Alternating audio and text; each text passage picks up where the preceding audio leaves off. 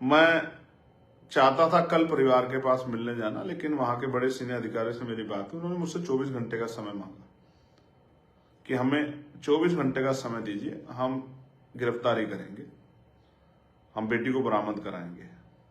और जब वो समय पूरा हो गया तो आज मैं परिवार से मिलने के लिए गया।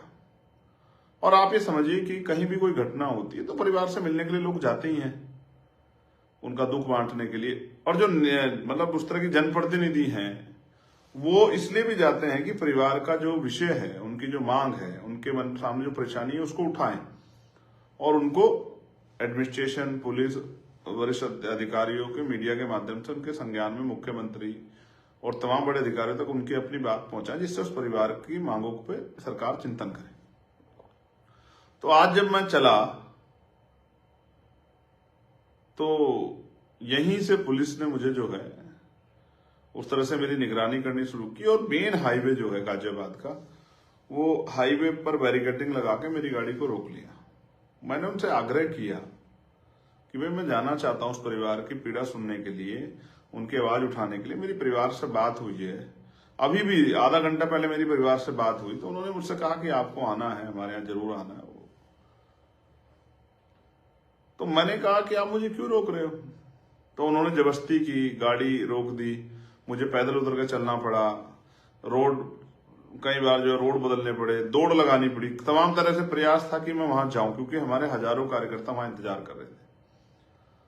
और जब मैं पहली गाड़ी से क्रॉस किया तो हम मतलब पहली जगह से हम लोग काफी दूर हाथापाई, मतलब पुलिस के लोग धक्का देते रहे, लात मारते रहे। एक कील जैसी नकुली चीज जो है यहाँ अगर आप देखोगे, यहाँ ये रही, वो मेरे हाथ में भी जो है लग गई।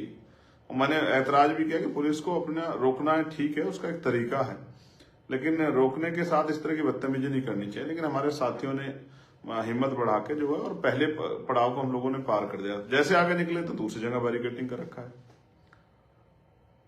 वहां से मैं फिर दूसरी तरफ गया, फिर मैंने एक आगे जाके मोटरसाइकिल ली, मोटरसाइकिल से मैं और मेरे साथ जो सुरक्षाकर्मी थे, हम लोग ऊपर हाईवे पे चढ़े।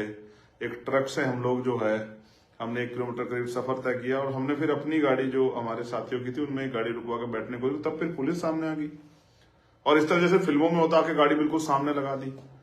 चाहे हमें चोट लग जाए, चाहे हमारी गाड़ी को नुकसान हो जाए, चाहे उनको खुद नुकसान हो जाए, समझ नहीं आ रहा था कि ऐसा क्या हो गया।